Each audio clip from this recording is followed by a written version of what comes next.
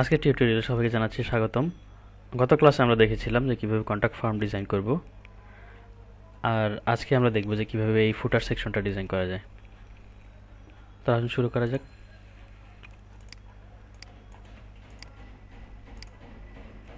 প্রথমে আমরা কালারটা কপি করে নিয়ে নিলাম, যাতে করে আমরা ফুটারে ব্যাকগ্রাউন্ডে কালারটা দিতে পারি।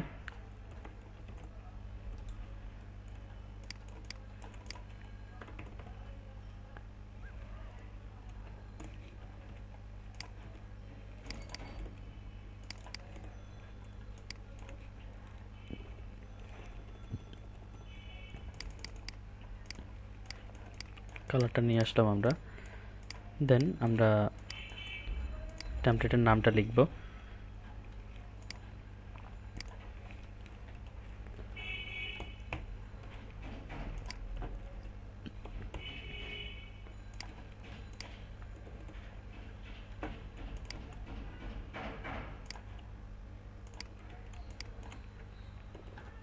আগের মতোই আমরা 120 করে রাখলাম এখানে। এরপর আমরা একটা বডি কন্টেন্ট এখানে দিব 3 লাইন বা 4 লাইনের।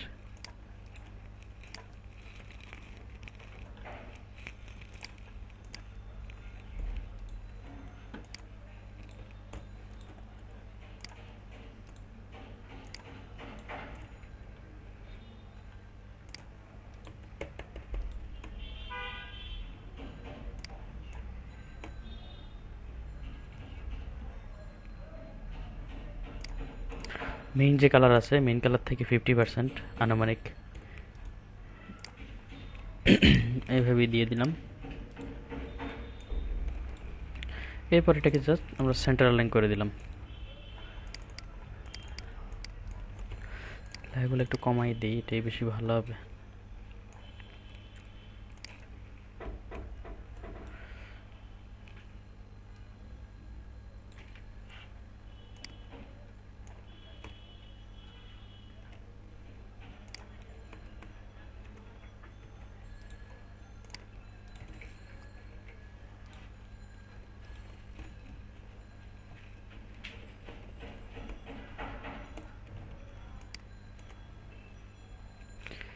এখানে আমরা 50 রাখলাম।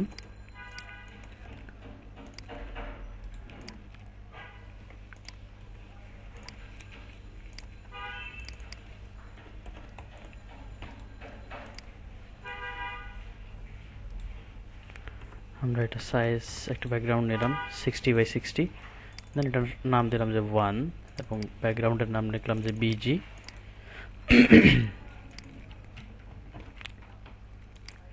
এখানে আমি 30 রাখলাম রেডিয়াস, উপরে 50 এবং নিচে 50 আমরা এইভাবে রাখলাম। দেন আমরা এখানে ফন্টের নাম থাকবে যে ফন্ট অসম, আর আপনারা আইকনগুলোকে এইভাবে প্লেস করবেন। আপনারা যদি নামটা মনে না রাখতে পারেন তাহলে আপনারা সরাসরি ফন্ট ফ্যামিলির ফন্ট অসামের যেই ওয়েবসাইটটা আছে ওইখানে থেকে আপনারা চিট শিট থেকে খুব সুন্দরভাবে সব কিছু ভালোভাবে কালেক্ট করতে পারবেন। ওইখানে সব কিছু আছে।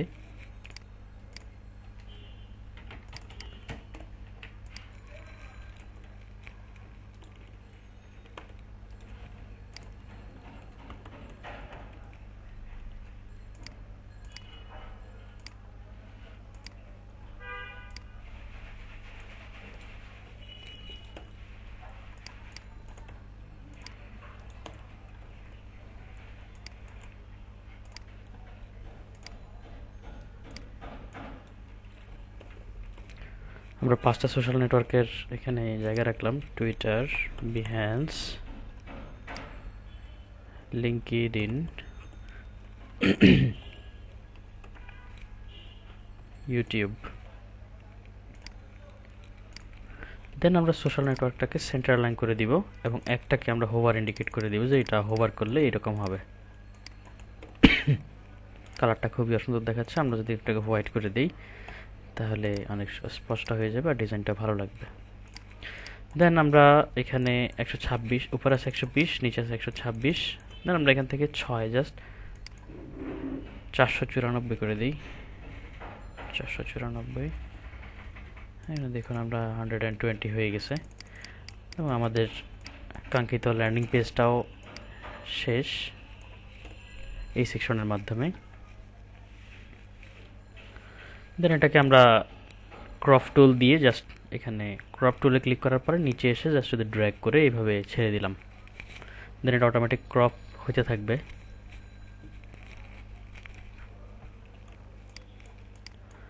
দেন আমরা এগুলাকে গ্রুপ করে নিব।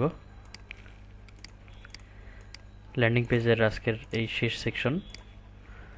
তো আমরা এর পরবর্তী ক্লাসগুলোতে দেখাবো যে কিভাবে আপনারা প্লেস হোল্ডার রেডি করবেন, ফাইলগুলোকে কিভাবে রেডি করবেন, প্রিভিউ, থাম্বনেল এগুলা কিভাবে করবেন, এগুলো সম্পর্কে ক্লাস থাকবে। সবাই ভালো থাকবেন।